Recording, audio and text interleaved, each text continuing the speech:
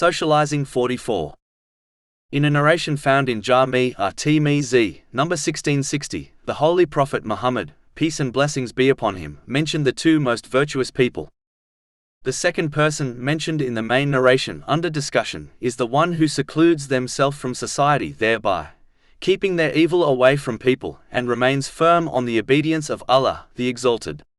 A Muslim is not allowed to behave in this manner if they possess dependents, as neglecting them is a sin. This has been warned in a narration found in Sunan Abu Dawud, number 1692. In addition, one should not avoid people in order to be safe from their evil. They should instead do so to keep their own evil away from people.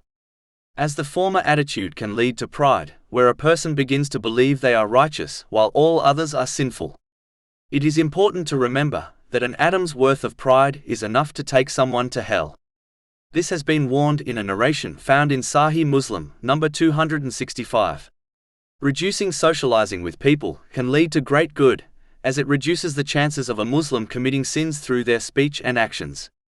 It prevents one from facing many arguments, difficulties and problems, which are mainly caused by socializing unnecessarily. It will free their time up to concentrate more on their duties and responsibilities. It gives them more time to learn and act on Islamic knowledge, which leads to true and lasting success in both worlds. Benefits might be obtained by interacting with people, but in this day and age, it is far safer to avoid socializing unnecessarily.